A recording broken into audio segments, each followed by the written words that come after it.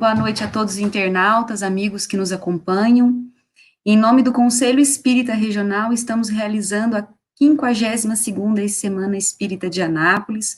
Depois de um pouco mais, de meio século, realizando esse evento de maneira presencial, estamos dessa vez vivenciando essa nova experiência, distantes fisicamente, mas nos conectando, de corações e alma. O tema central da semana é Espiritismo Consolador Prometido por Jesus. Paralelo às palestras da programação, haverá também uma programação específica da juventude no Instagram da CRE Jovem, que aparece aqui na tela para vocês. Vamos para a nossa prece inicial.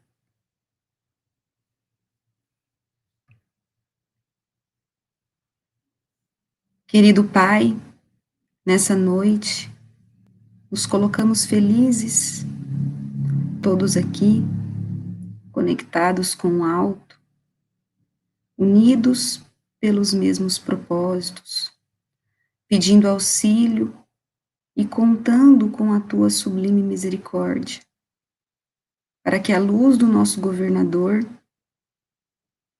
que nos foi também cedida, sob os moldes da palavra e dos ensinamentos, toque ainda mais as nossas almas. Assim, quando a irmã Eulália, amparada por tua equipe, nos apoiar nessa nossa busca, que tem sido fomentada pela essa doutrina consoladora, nós pedimos que a espiritualidade maior, que compõe a equipe do Mestre, me guie, e convictos de que já estão aqui, nós agradecemos. Bom, hoje nós temos a honra de chamar aqui conosco a nossa amiga, irmã Eulália Bueno, de Santos, São Paulo, médium, trabalhadora do Lar Espírito Caminho do Cristo, escritora das obras mediúnicas, O Melhor da Vida, No Silêncio do Claustro, A Conquista da Felicidade na Noite do Cais, Ecos do Passado, O Sonho de Estelinha e Superando a Ansiedade. Ela falará do tema suicídio, depressão e o auto-amor. Seja bem-vinda, Eulália. Bom, antes de passar a palavra para a Eulália, eu gostaria de convidar a todos vocês que nos acompanham para deixar as questões e os comentários aqui no chat e informá-los que ao término da exposição nós teremos um tempo para responder essas questões. Disponibilizamos aqui no canto inferior da tela um QR Code também. Esse QR Code é para as doações ao Lar do Ancião, o Caminho, localizado no Recanto do Lago, em Anápolis, e todas as doações irão diretamente para a instituição. Que possamos aproveitar ao máximo do conteúdo para as nossas reflexões. Com a palavra, Eulália. Olá, Graciela. Olá a todos da região de Anápolis, essa família espírita de Goiás, que é tão cara ao meu coração. Então, que bom que, em meio a essa situação desafiadora, nós estamos utilizando outros meios, desta vez a tecnologia, a favor do bem, da divulgação da doutrina espírita. Então, a todos que estão conosco, a Soninha, que nos convidou, nos deu essa alegria de poder participar, aos trabalhadores, aos amigos, que Jesus nos abençoe, nos inspire e nos acalente o coração para compreendermos a que somos chamados na existência física, de forma passageira, infinitas vezes, mas que ela não é a nossa destinação final.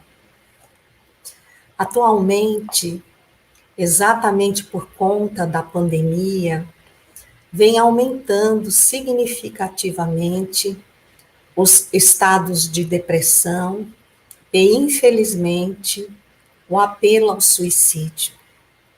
Precisamos, então, nos movimentar através de um trabalho preventivo, fazendo com que cada criatura possa refletir em si mesmo a grandeza que é, porque criados por Deus e governados por Jesus, esse espírito ímpar que se encontra em comunhão indescritível com o Pai. É óbvio que para tudo existe uma saída. E se nos sentimos ainda pequenos e os problemas crescentes diante de nós roubam-nos o ânimo, o Espiritismo, esse consolador prometido por Jesus, nos traz à luz da razão todas as explicações necessárias para que o nosso horizonte não fique limitado ao campo da materialidade, mas se estenda ao infinito da evolução espiritual.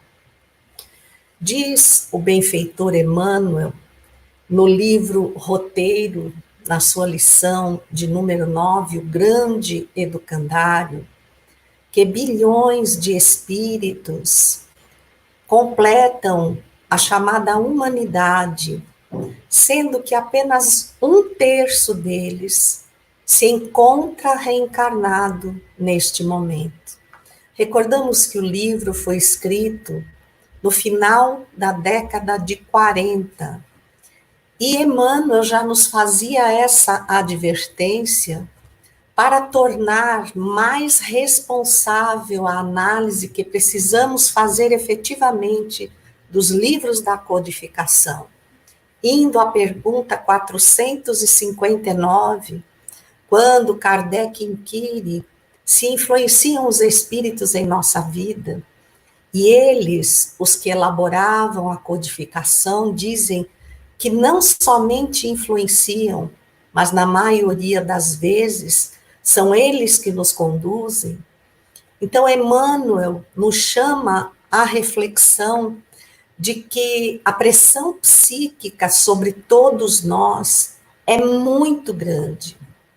E quando vamos a Obras Póstumas, a sua segunda parte, quando Kardec fala da sua vida dentro do Espiritismo, há uma citação muito importante que diz que a maior parte de nós, os espíritos atrelados a este mundo de expiação e provas, como espíritos imperfeitos que somos, se retirados, afastados da reencarnação, só por esse fato, já nos tornaríamos extremamente diferentes daquilo que exercemos quando estamos no corpo físico.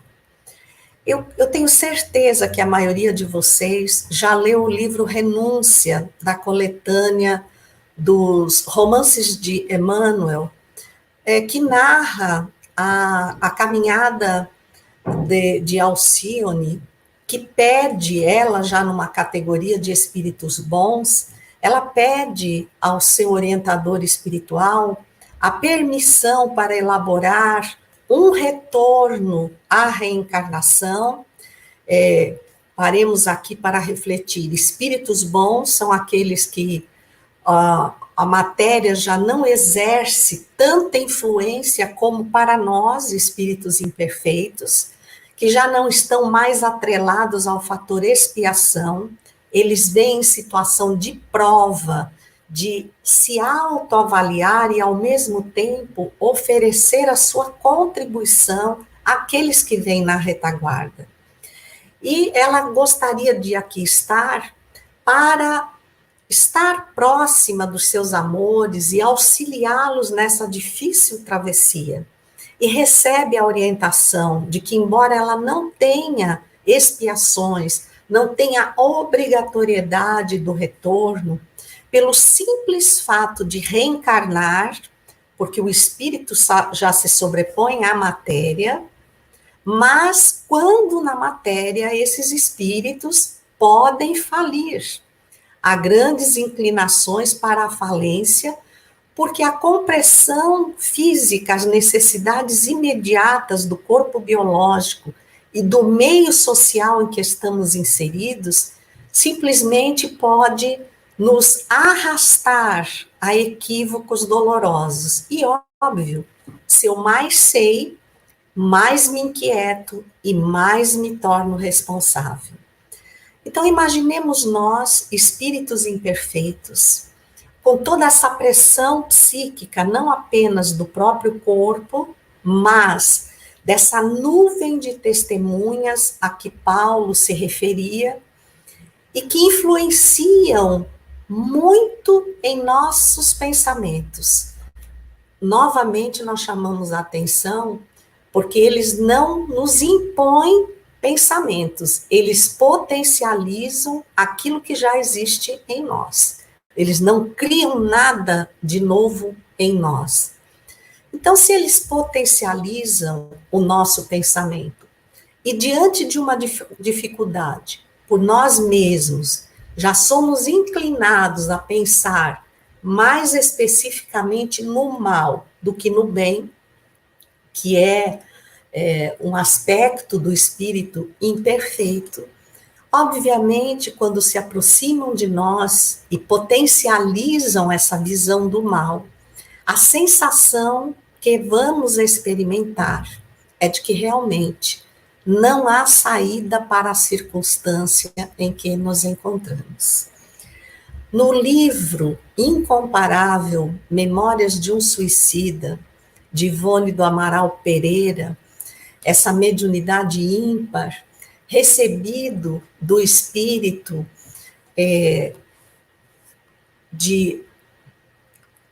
Camilo Castelo Branco, aqui com o nome Camilo Cândido Botelho, embora Ivone afirme que ele não gostaria de ter escondido o verdadeiro nome, mas ela acha por bem, e os espíritos orientadores que assim seja. No seu primeiro capítulo, há uma descrição totalmente ímpar, chega mesmo a ser impressionante, do que representa o Vale dos Suicidas. Se aqui na Terra, a época de Jesus, já nos impressionava o Vale dos Imundos, o Vale dos Leprosos, onde eram expurgados, tinham os nomes riscados do livro dos vivos, aquelas criaturas cobertas pelo que naquela época se chamava lepra, hoje apropriadamente reconhecida como hanseníase ou mal de Hansen. Essas criaturas ficavam à margem da convivência, numa exclusão que fazia condoer a alma mais sensível. E são inúmeros os casos em que os vemos ir em busca de Jesus, procurar a cura de tão dolorosa enfermidade. Mas Camilo Castelo Branco inicia este livro fazendo uma comparação entre o Vale dos Leprosos e o Vale dos Suicidas. E diz que o Vale dos Leprosos mais se assemelha a um verdadeiro paraíso, porque ali, embora a fatídica doença, eles convivem, se apaixonam, formam famílias, podem apreciar o céu, o sol que se põe, os astros que surgem. A vida mais se aproxima daquilo que o espírito vem buscar.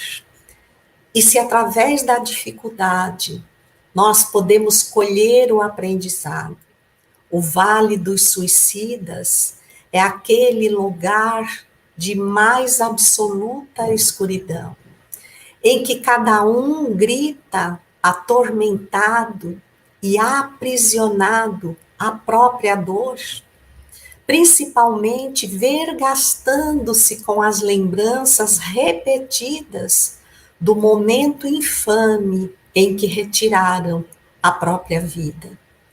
E aí nós ficamos pensando o tamanho da dor que leva uma criatura a desistir da própria existência material, mesmo rodeado pela família, porque tantos assim acontecem, envolvidos pelos amigos, muitos deles jovens.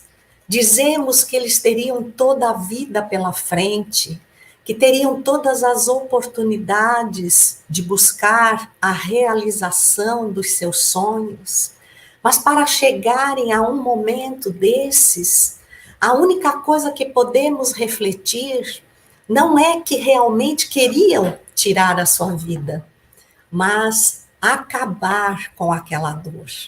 Só que o suicídio não acaba com a dor.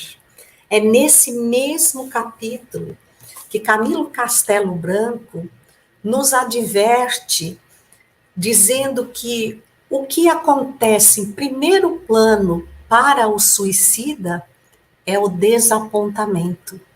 Porque ele vai se descobrir vivo. Embora o seu corpo esteja sem vida, atirado à sepultura. Então, essa narrativa de Camilo Castelo Branco, inclusive em torno do seu próprio suicídio, assim como também André Luiz, que não praticou um suicídio direto, ele não desejou o suicídio, no entanto, levava uma vida totalmente desregrada, que provocou doença agravante e que o levou, em atendimento médico, à não resistência física e à morte. Ele mesmo se surpreende quando é informado que chegou ao mundo espiritual através do suicídio que ele não reconhecia. E também no livro Martírio dos Suicidas, de Almerindo Martins de Castro, esse excelente livro publicado pela FEB, e que diz que o suicídio é o começo do maior tormento que a criatura humana possa sofrer, porque ela continua viva, apesar de morto o seu corpo, e sem receber socorro, nem ter alívio do seu padecer, pois esse alívio só a seu tempo, quando se esgotar a densidade do fluido vital, terá lugar. Esse sem receber socorro não é que a espiritualidade benfeitora não devote-se por todas as maneiras para socorrer, para resgatar aqueles irmãos que se atiraram a esse vale de dores acerbas.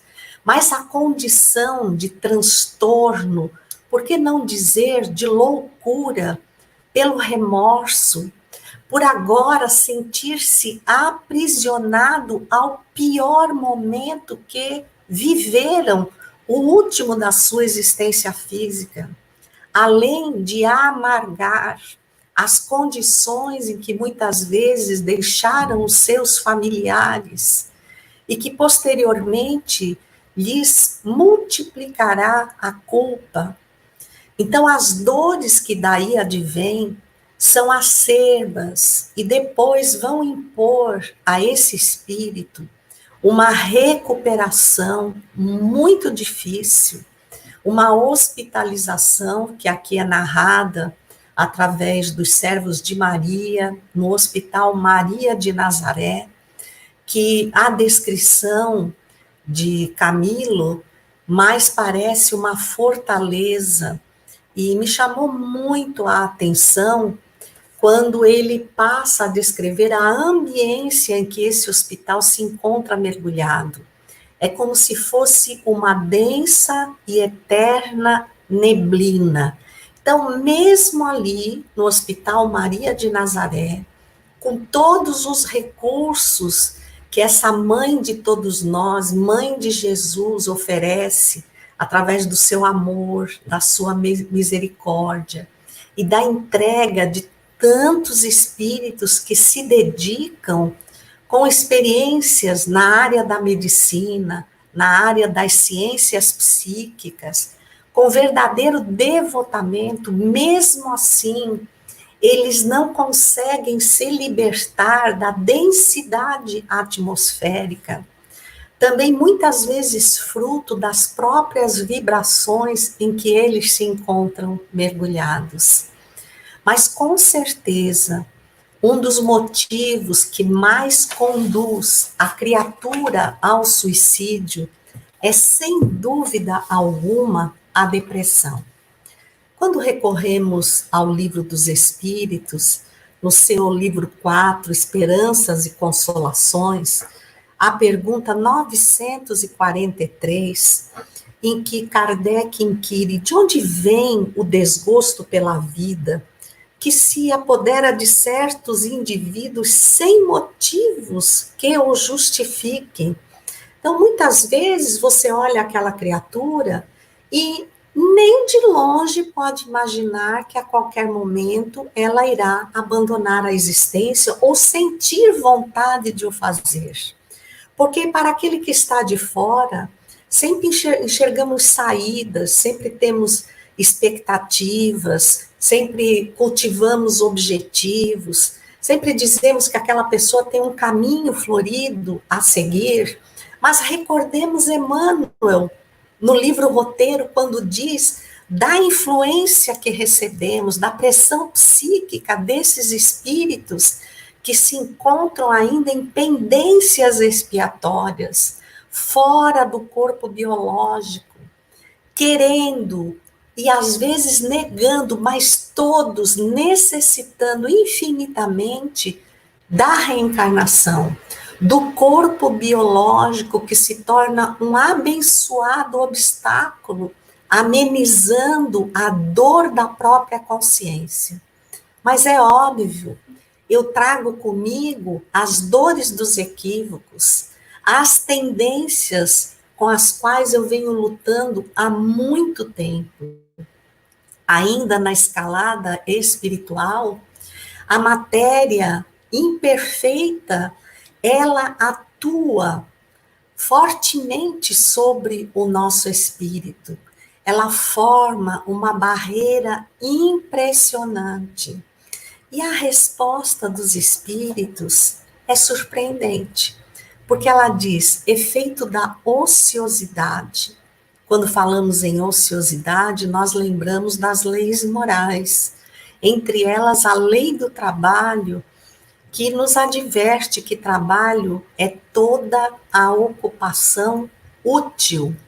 Não se refere em nenhum momento à forma que reconhecemos do trabalho como uma necessidade imperiosa, porque precisamos dos recursos que dele advêm a fim de saldarmos as nossas necessidades. Mas aqui na lei do trabalho, ela se distende à necessidade espiritual, porque aquele que trabalha, em primeiro lugar, aprende. Ao aprender, cresce. Ao crescer, evolui, espiritualmente falando. E o caminho evolutivo do espírito é exatamente esse da experienciação, né? Vou experimentando, vou sabendo como é, vou assimilando, e uma atrás de outra, todas as vezes, eu guardo e alavanco, aumento o arquivo do meu aprendizado. E a certo ponto, eu já tenho tanto nesse arquivo, que eu posso, inclusive, escolher. Porque se eu experienciei, eu guardo essa impressão de que foi bom ou de que foi mal. Se eu experiencio de novo algo que foi doloroso, imediatamente eu potencializo e desperto aquela dor anterior. Então, conforme eu aprendo, aquilo passa a doer mais, porque eu me cobro mais. É mais ou menos quando a gente decide ser espírita. Aí dizemos assim, nossa, mas eu vivia de uma forma tão tranquila, e no entanto, desde que eu vim para o centro, parece que eu sinto algo estranho dentro de mim, eu só choro, tudo me preocupa, tudo me inquieta. É porque eu vou aprendendo a regra do bem proceder. Então, eu vou adquirindo a moralidade. E aí é óbvio que eu me inquieto por até bem pouco tempo eu fazer naturalmente coisas que agora eu reconheço que não são boas nem para mim, nem para aqueles que comigo convivem. Então ele diz, efeito da ociosidade, da falta de fé, mas não é a fé cega, é essa fé lúcida, clara que o Espiritismo nos oferece, que tudo explica com razão de ser, e muitas vezes da saciedade. Olha que coisa interessante. Então, quando nós dizemos, puxa, aquela pessoa tinha tudo na vida e acha que isso por si só é motivo para que ela jamais pense em suicídio, pois vejam que os espíritos vêm nos revelar algo completamente diferente. E aí eles diz assim, para aquele que já atingiu o topo das suas expectativas, e normalmente esse tem uma visão extremamente materialista, ele não consegue aceitar que não haja mais espaço para crescimento, que não tenha mais nada para que ele possa adquirir, possa comprovar que é capaz. E aí ele se sente inútil, desprezível, e é um dos fatores que conduz a criatura ao suicídio. Mas, acima de tudo, através do processo obsessivo, que Allan Kardec nos chama a atenção quando, em O Livro dos Médiuns, exatamente no capítulo 23, ele vai nos definir as obsessões no item 237. Trata-se do domínio, lembrem novamente do roteiro, do livro roteiro, do grande educandado, dos espíritos que são em bem maior número do que nós e que estão desencarnados, o que para eles é uma certa vantagem, porque como nós não estamos muito atentos a sermos influenciados, a que somos influenciados, tão pouco prestamos atenção quando, no mesmo livro dos médiuns, no capítulo 14, item 159, Kardec fala que todos somos médiuns, que a mediunidade é uma faculdade inerente ao ser humano, e lá no capítulo 31, Dissertações Espíritas, e eu estou pedindo que vocês recorram ao livro, não apenas ouçam o que eu estou falando, mas reflitam sobre a importância disso, a riqueza que esse ensinamento pode nos trazer, para que ganhemos resistência a esses arrastamentos morais que a princípio parecem inocentes, e se permitirmos, não nos damos conta, podemos sim chegar ao suicídio indireto ou direto. Então ele diz, trata-se do domínio que alguns espíritos podem adquirir sobre certas pessoas. São sempre espíritos inferiores os que tentam dominar, pois os bons não exercem nenhum tipo de constrangimento. Não apenas nos influenciam, mas na maioria das vezes são eles que vos conduzem. Então, chega um pensamento à nossa mente, ainda mais nessa época de tecnologia, o pensamento é como um WhatsApp. Vem com uma velocidade incrível, mas pode, a princípio, ter sido enviado por engano. Analise bem cada detalhe antes de responder. E aprenda a fazer o mesmo com o pensamento. Ele é justificável em seu processo mental? Ele está de acordo com o momento que você vive, com os seus princípios morais? Ele não está exagerado? Já ouviram falar naquele livro, Não Faça Tempestade em um Copo d'Água? Então, muitas vezes, nós temos uma inquietude para os espíritos que somos justa, porque eu posso, sim, ter um momento de raiva, não posso me habituar a reviver esse momento. E também não posso deixar que ele extravase. Então, eu preciso dar uma direção digna e, tão logo me dê conta, refletir que aquele sentimento, em primeiro lugar, está bombardeando o meu campo mental. Está fazendo mal para o meu físico? Não tenha dúvida disso. Aliás, muitos de nós adentram os transtornos de ansiedade através dessa invigilância. Eu acolho aquele pensamento, me dou o direito de sentir aquela raiva, e daqui a pouco eu repito, eu relembro, eu comento. Então, todas essas vezes, o meu organismo, comandado pelo meu cérebro, ele passa por um evento que só nos traz danos, porque aumenta a nossa pressão sanguínea, aumenta a nossa glicemia, derrama cortisol, que é um hormônio que faz um endurecimento da nossa musculatura. Então, às vezes eu chego ao final de um dia tenso e não me dou conta, por exemplo, por que eu estou com o pescoço endurecido. É a postura, às vezes, mental e não física. Essa postura mental, ela é muito mais danosa, principalmente quando eu não estou vivendo isso de fato, quando eu estou remoendo, quando eu estou recordando.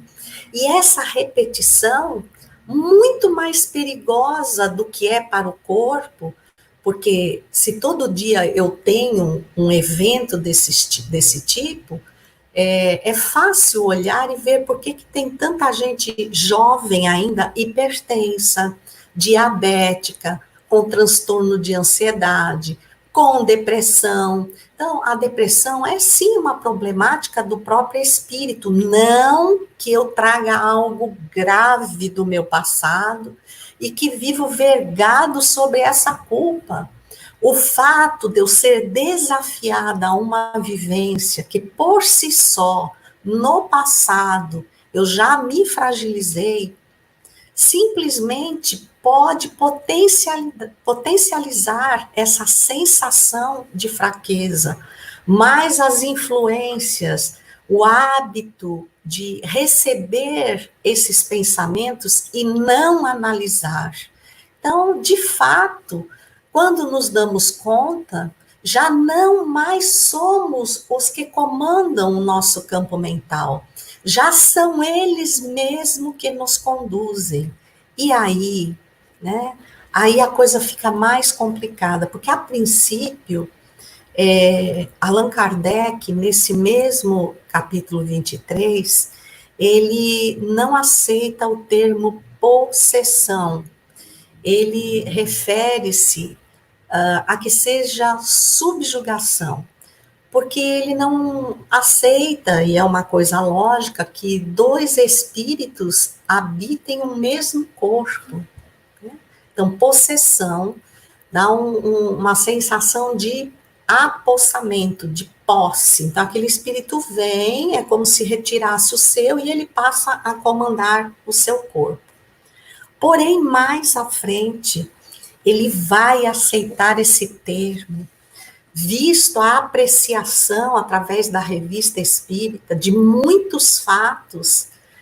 Nós podemos citar um fato que lá está envolvendo uma jovem chamada Senhorita Júlia, em que ela abandona todos os seus trejeitos naturais e apresenta-se como um homem que ela não conheceu, mas em todos os requintes de minúcias, inclusive na voz, no timbre da voz, na forma como ela se expressa. Então, esse domínio da vontade, essa influência que paralisa o campo mental e intercede junto ao seu próprio corpo, pode sim conduzir você, sem uma razão aparente, a cometer o suicídio. Nós nos recordamos em nossas reuniões mediúnicas muitas narrativas de espíritos que conseguiam lembrar da vida, da reencarnação, poucos momentos antes de terem, de fato, chego ao suicídio. Do momento em si, não se recordam, e recordam do primeiro momento posterior, provando assim que no exato instante em que suas vidas chegaram ao término por imposição, eles não tinham ali chegado por uma sequência racional, mas eles se entregaram à ação nefasta daquele ou daqueles espíritos, lembremos do Gesareno, né? Daquele que Jesus perguntou como te chamas, via-o sacudido por um grupo de espíritos obsessores, e eles respondem através do jovem, eu me chamo Legião, dando a perceber que não era apenas um espírito que ali dominava aquele rapaz. Recordar que se pegarmos a palavra depressão e formos à sua origem no latim deprimere, quer dizer puxar para baixo. Então, puxar para baixo é tirar o ânimo, tirar o horizonte, os objetivos, é como se puxassem o seu tapete. Mas isso não acontece de forma instantânea. Aquele espírito chegou perto de você, decidiu fazer isso. Há sinais, né, que vão evoluindo. A gente acha que é muito de repente, porque só temos a nossa atenção chamada para as coisas de grande proporção. Estamos acostumados às manchetes dos jornais, dos programas televisivos, e pouquíssimo acostumados às letras pequeninas de todos os contratos. Alguém já caiu na história das letras pequeninas? Então, nós precisamos prestar mais atenção a tudo que chega ao nosso campo mental, porque o suicídio não é a saída, é o início de um sofrimento infinitamente maior do que aquele que você pensa que está eliminando. Agora, se nós raciocinarmos adequadamente e começarmos a perceber que quantas criaturas acreditam no nada. Então, nós viemos do nada e nós estamos indo para o nada. Então, eu prefiro ir para o nada do que ficar aqui sofrendo tudo isso. A essas pessoas, porque normalmente são essas pessoas que querem que nós provemos que há vida após a morte, que nós somos espíritos, que temos toda a evolução pela frente, mas agora somos nós que perguntamos, se tudo veio do nada e tudo retorna ao nada, como é que o nada consegue formar alguma coisa? Como é que o nada a todo instante surge cada vez mais inteligente, com maior gama de conhecimentos e possibilidades? Se ele volta a estaca zero, ele deveria começar a partir dali. Mas olhando o cenário da humanidade, a evolução da Terra, nós temos a exata visão de aprimoramento. Então, cada geração que vem, ela vem com um quê a mais de inteligência e de moralidade. Nós não podemos negar que estamos já muito à frente do primitivismo da Terra. Então, se o nada desse origem a tudo, isso é o princípio da ilógica. Nós não podemos aceitar a lógica de que o nada deu origem a alguma coisa. Então, gente, eles nos pediram para falar por aproximadamente 40 minutos, a fim de podermos deixar aberto a perguntas e respostas. Mas antes de nós encerrarmos esta fala, nós temos que lembrar que maior do que a fatalidade evolutiva, ou seja, que eu sou um anjo em construção, é a fatalidade do amor. Então, eu fui criado por um ato de amor incomparável. Eu nasci para a existência imortal simples e ignorante. E Deus não nos fez perfeitos. Ele colocou a perfeição em germe, para que nós nos autodescobríssemos, começássemos a cultivar dentro de nós, para entendermos que tudo aquilo que nós produzimos, ou de bem ou de mal, para extravasar, precisa preencher. E se até agora nós temos preenchido a nossa vida de tanta inquietação, tantos desafios, tanta ansiedade, tantas metas, tanta cobrança, e não somos felizes por isso, quanto mais nós temos materialmente falando, mais vazios nos sentimos. Somos mesmo aquela sociedade da decepção. Esse título que é de um livro do filósofo francês Gilles Lipovetsky, e que diz que quanto mais nós conhecemos, mais nós desejamos, mais somos insaciáveis e, obviamente, infelizes, porque quem é insaciável nunca se sente pleno.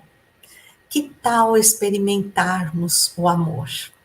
Jesus nos fez esse convite: ama o teu próximo, e nos deu um modelo de como deveria ser esse amor. Ama o teu próximo como a ti mesmo. A cura de todos os males, a saída de todas as decepções e de todos os problemas, podem guardar a certeza, está no amor.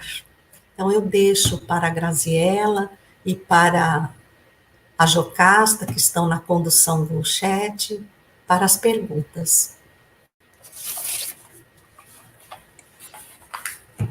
Obrigada, Eulália, pela excelente exposição. E nós tivemos muitas perguntas aqui. Eu vou começar com a pergunta da Mirza Seabra Tosh. Um espírita que conhece a doutrina e sem necessidade quebra o isolamento social, adquire a Covid-19, chega a desencarnar, pode ser considerado um suicida inconsciente?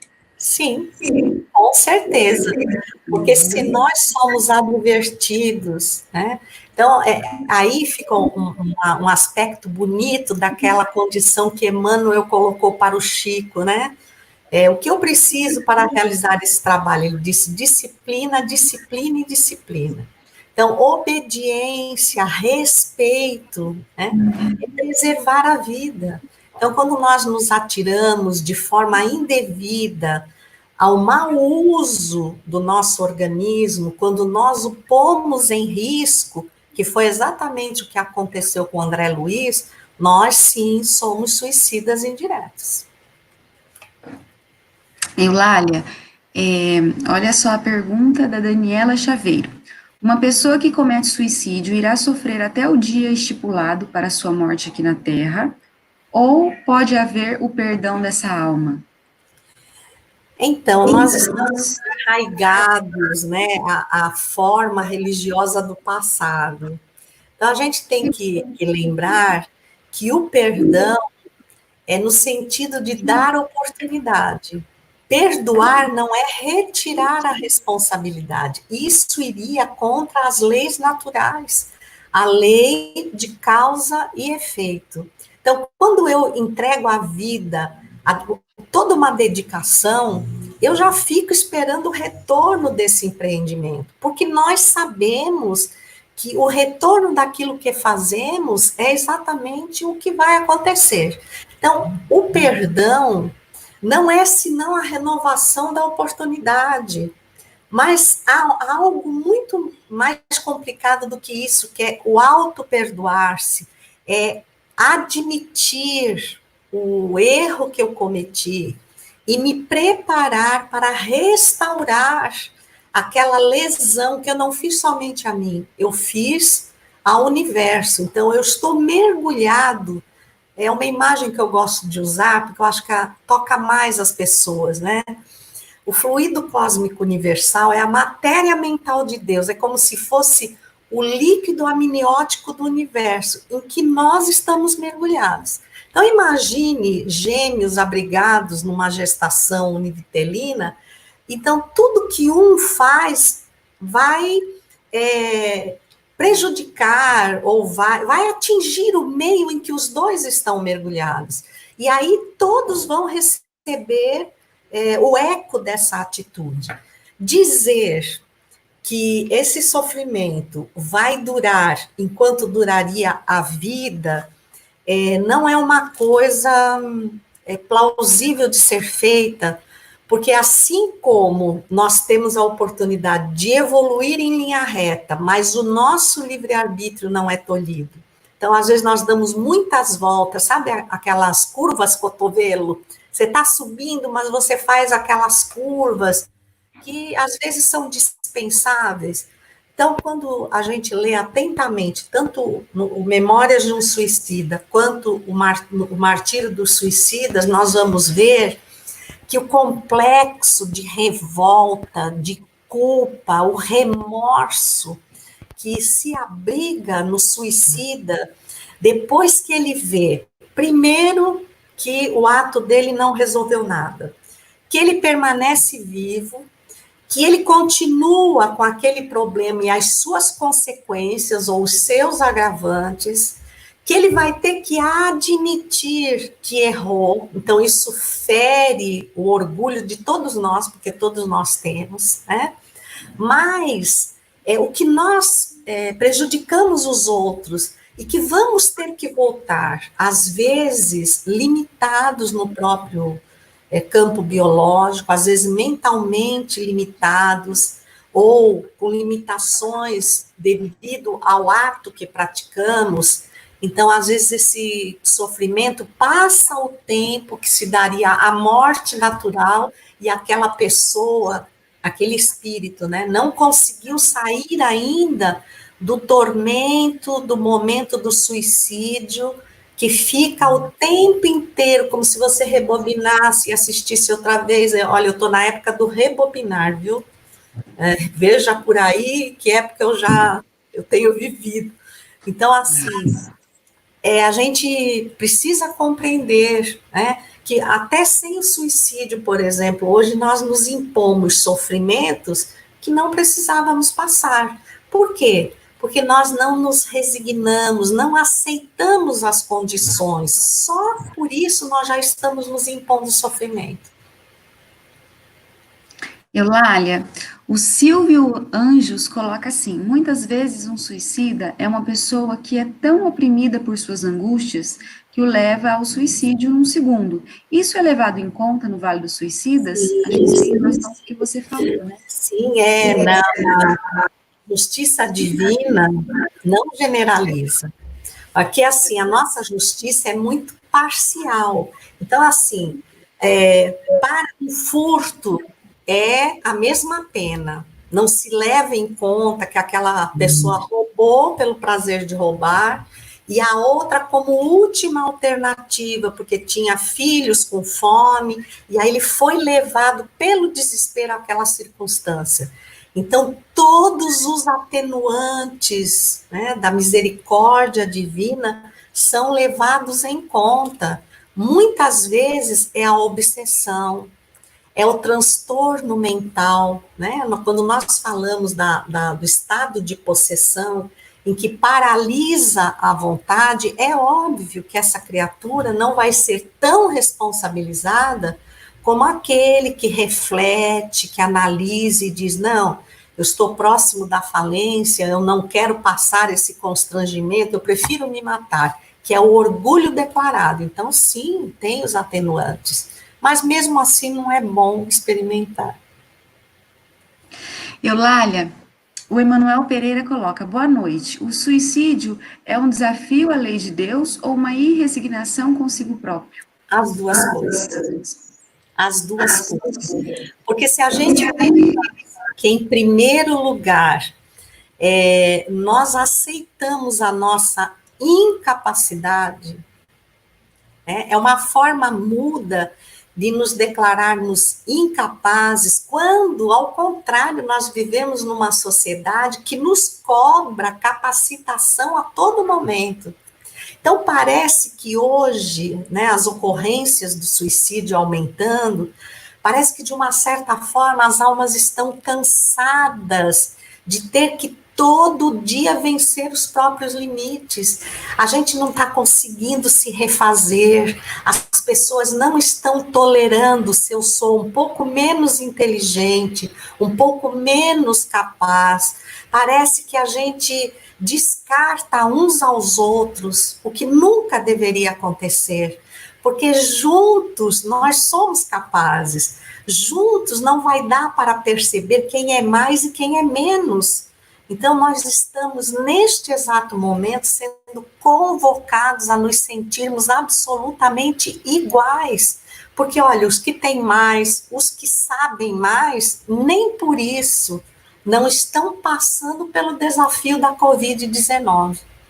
Então, se uns podem produzir a tecnologia das vacinas, os outros têm um campo, né, que também podem oferecer para que essa vacina venha à produção mais rápida. Não importa se eu sou de primeiro mundo, se eu sou de terceiro mundo, mas o que importa é que eu trouxe esse parâmetro infeliz da materialidade para comparativo entre almas, e isso provoca muita dor.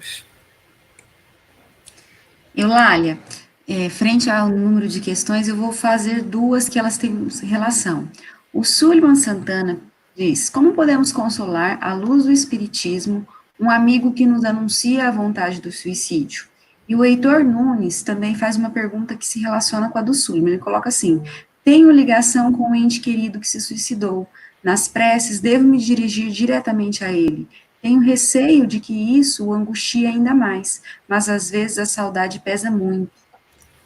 Olha, é tão interessante, porque no próprio Memórias de um Suicida, quando eles são recolhidos ao Hospital Maria de Nazaré, eles são apresentados a um aparelho como se fosse os nossos televisores mais modernos, mais profundamente sensíveis, em que todas as vezes que alguém pensa positivamente neles, lhes envia uma prece, aquilo é reproduzido para lhes cicatrizar as dores, né? Amenizar a culpa. Então, em nenhum momento a prece pode causar qualquer tipo de malefício, né?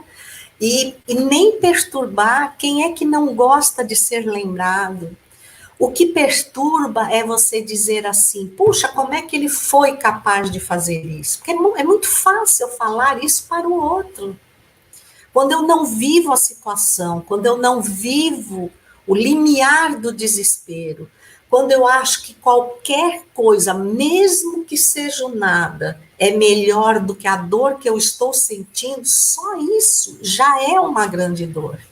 Então, nós precisamos olhar com mais compreensão, né, com mais dignidade as pessoas que têm essa fragilidade, as que partiram, e as que se inclinam à vontade do suicídio, que é o Suleiman, né, que nos pergunta isso.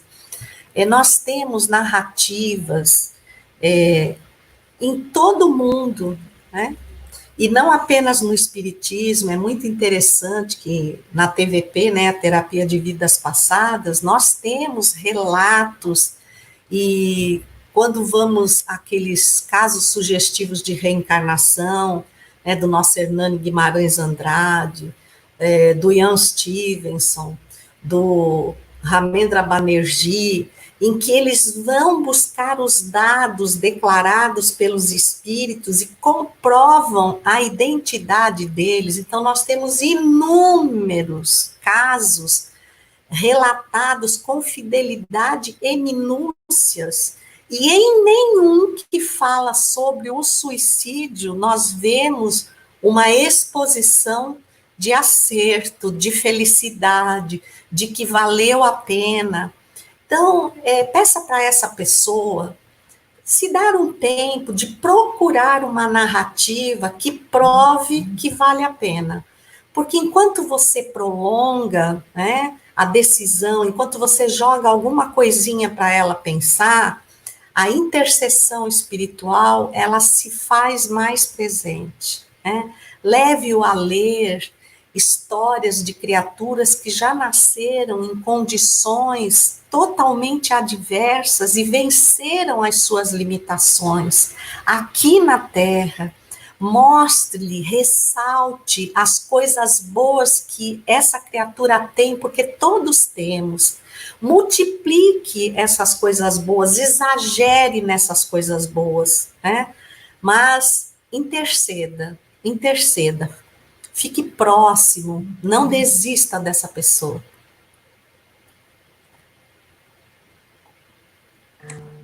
A Soninha Carneiro coloca assim: um espírita profundo conhecedor da doutrina, que por algum motivo se suicida, como será a sua passagem pelo Vale dos Suicidas? Rápida ou mais dolorosa?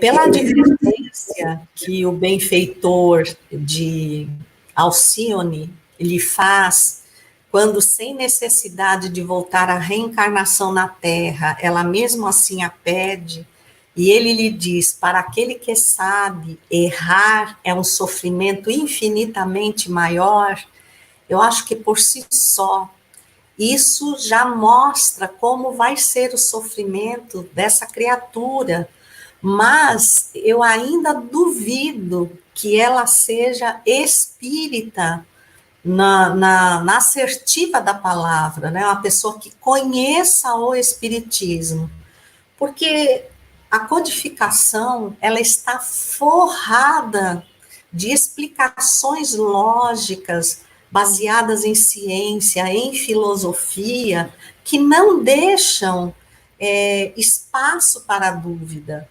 Então, eu já ouvi, certa feita, um espírita dizer assim, olha, de tudo que eu já aprendi, e que eu sei que se eu fizer, eu vou depois à frente ter que resgatar, neste momento eu prefiro desistir da vida e à frente eu vou ver como é que fica. E realmente, infelizmente, essa pessoa chegou ao suicídio. Quando se passaram 3 anos, ela enviou uma comunicação em que ela dizia que tinha vergonha quando anunciou que era espírita, porque agora ele se dava conta que ele não tinha lido, não tinha aprendido direito, porque perante a dor que ele sentiu lá e perante a responsabilidade a qual era chamado, o que ele passava aqui, ele inverteu. Era infinitamente suave. Então, veja a inversão, né? Então, eu acho que a pessoa que realmente é espírita, que conhece o espiritismo, que entendeu e assimilou, ela não vai, a não ser que por um transtorno psiquiátrico e uma influência, que o nosso passado ainda é a parte submersa, né, Vai lá, Graziela. Eu esqueci, do iceberg. Então, a parte submersa do iceberg é o nosso passado, é o que está no nosso subconsciente, ainda é muito maior, né? Então. Posta: uma pessoa em alto grau depressivo vem a cometer suicídio. Existe atenuantes? Em Sim, relação à pergunta anterior também, né? sim. A obsessão é um transtorno mental que a gente ainda insiste em negar, porque a gente acha que declara a covardia, a fragilidade, ou o espírito extremamente comprometido. Se nós olharmos atentamente o mundo de hoje, né, tirarmos de cena os nossos equívocos do passado, as nossas pendências do passado, só pela forma como essa sociedade materialista cria metas para você.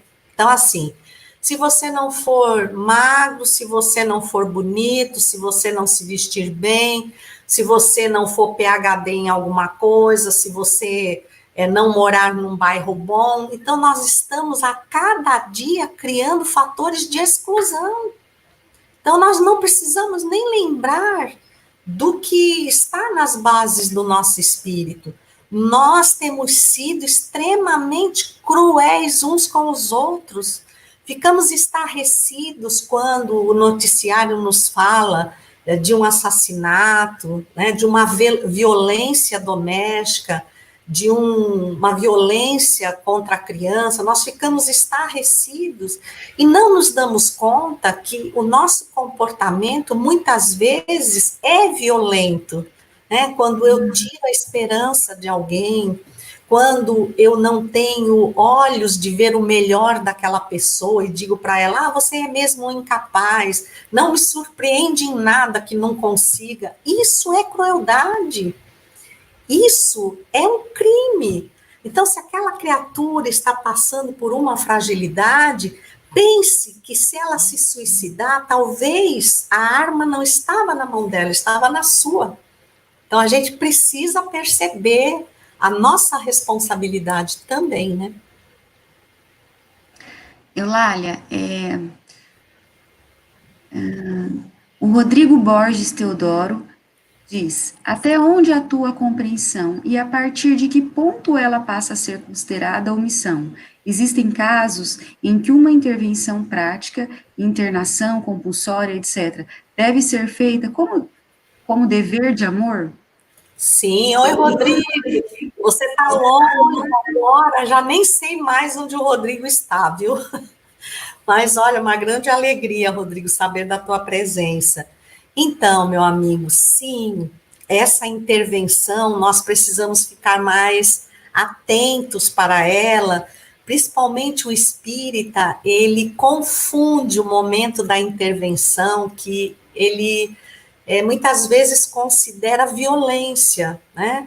Mas quando você vê alguém que você ama, ou sobre quem você tem responsabilidade, se afundar na dependência química, no transtorno mental, perdendo a lucidez, se você pode interceptar e com a ajuda de médicos levar essa criatura a uma internação compulsória até que ela possa retomar a administração da sua vida, eu particularmente considero isso um ato de amor. É difícil, é sofrido, né? Mas às vezes precisa ser feito, sim. Rodrigo está na Nova Zelândia. Ah, já foi visitando as cavernas de Waitomo? Eulália, olha só, o Slender, a nossa última pergunta, ele diz, para o suicídio inconsciente há algum refrigério? Eu acho que o refrigério, ele existe na misericórdia divina para qualquer atitude que você tome, tá? O problema é que, como espíritos imperfeitos, nós abrigamos muito o remorso paralisante. O que quer dizer isso? Eu fico me lamentando que eu tenha feito aquilo, eu fico indignado comigo mesmo e não me dou a chance do recomeço, ou não me dobro a chance do recomeço. Quando os espíritos dizem que a maior chaga da humanidade é o egoísmo, né? É o orgulho, isso é um fato. Então eu preciso me dar a chance de recomeçar. Só que eu também preciso lembrar que cada vez que eu recomeço de um ponto que eu já poderia ter efetivamente aprendido, por exemplo, eu vou ao médico, o médico diz que a minha glicemia está alta, que antes de entrar com o medicamento, ele vai me sugerir um regime. E aí eu acho que está tudo bem, porque o médico, se fosse alguma coisa grave, ele já teria entrado com a insulina. Mas se ele não entrou com a insulina, então ainda dá para aproveitar um pouco. Eu pareço que eu estabeleço uma sentença de morte para mim mesmo. Então, assim, tudo bem, enquanto eu estiver no corredor da morte, eu vou aproveitando.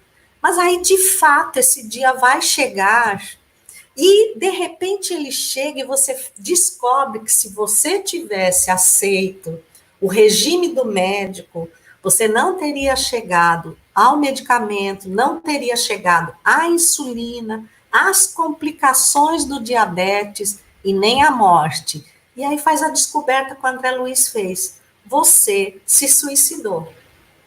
Então, de nós para conosco, né, embora todo o regime seja muito difícil, mas descobrir o que nós deixamos de viver, às vezes usufruir mais a família, envelhecer para ver os netos nascerem e crescer, você não acha que por si só isso já é uma infinita dor? Eulália, nós temos, eu falei que era a última pergunta, mas não, nós temos mais uma pergunta, é do Yu San Oficial. Ele fala assim: posso ter depressão com 10 anos? Tenho sintomas de depressão e não quero que isso cresça. Ele também faz uma outra pergunta. Eu tenho 10 anos e tenho vontade de me matar, etc. Sintomas de depressão. Eu posso ter uma depressão ou não? Sim, claro que pode. Agora, ele tem 10 anos. Ele não tem pessoas perto dele que possam conduzi-lo para uma avaliação. Sabe o que acontece?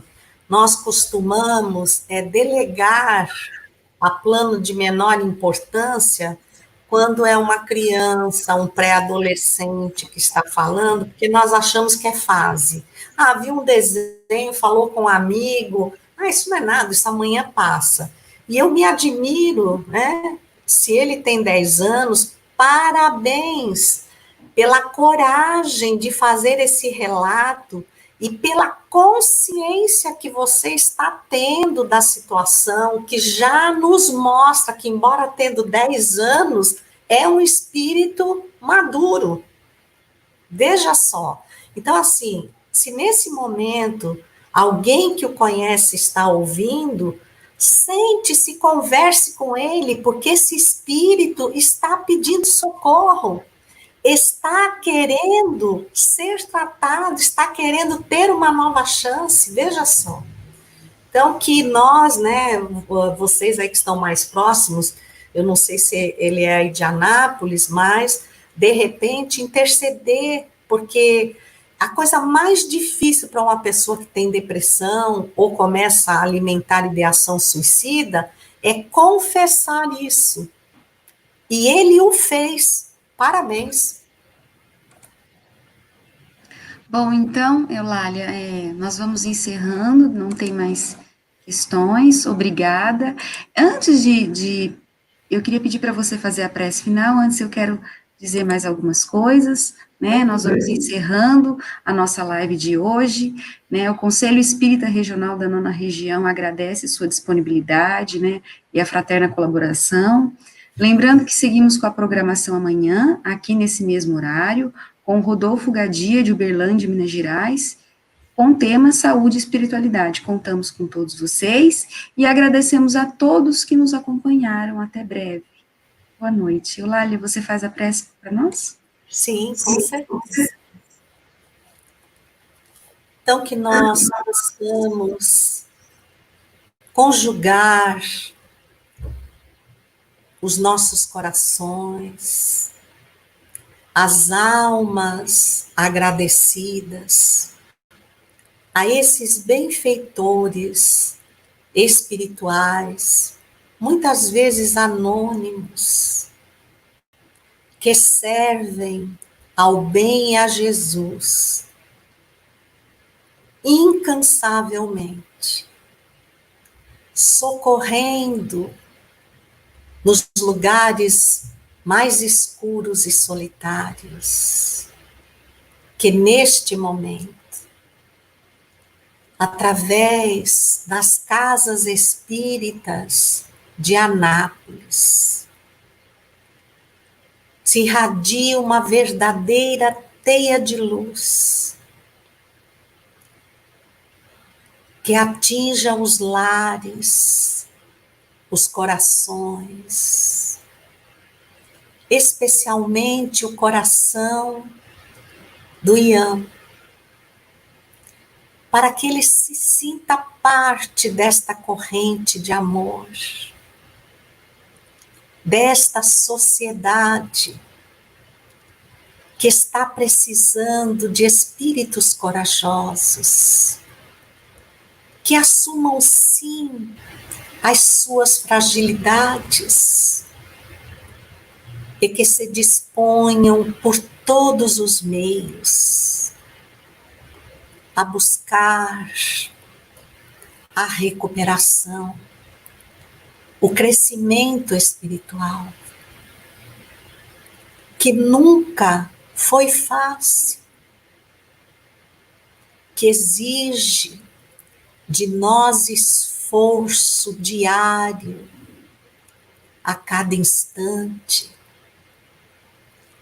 para vencermos as más inclinações, domar as tendências instintivas que ainda trazemos, de experiências que se perdem no infinito do tempo, instinto do qual nunca nos libertaremos, porque faz parte da nossa história.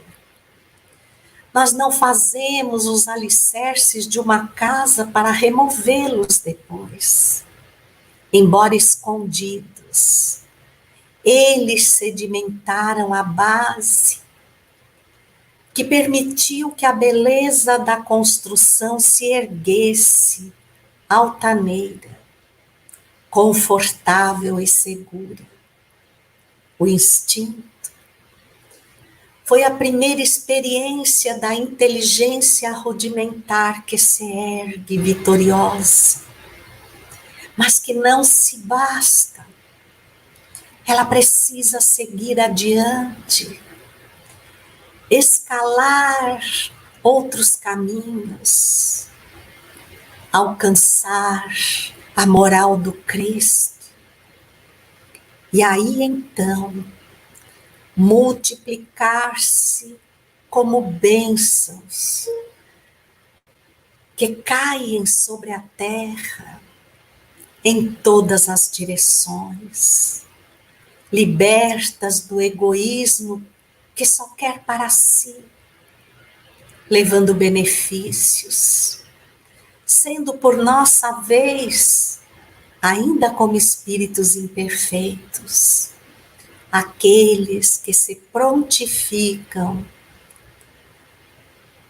a engrossar as fileiras do trabalho do Cristo, através da doutrina espírita, materializando em pequeninas coisas o amor de Jesus sobre a terra. Esse Jesus, fonte inesgotável, a quem rogamos agasalhar-nos a todos, abençoar-nos infinitamente e permanecer conosco para todo sempre. Que assim seja.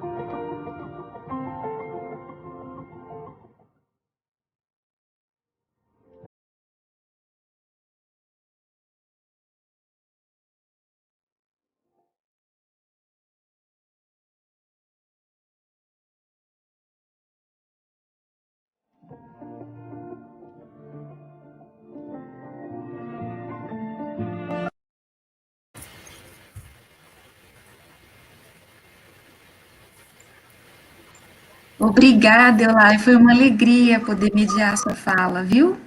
Imagina, minha querida, a alegria toda minha de poder participar, de estar com vocês dessa nova forma, mas de estar com vocês, viu?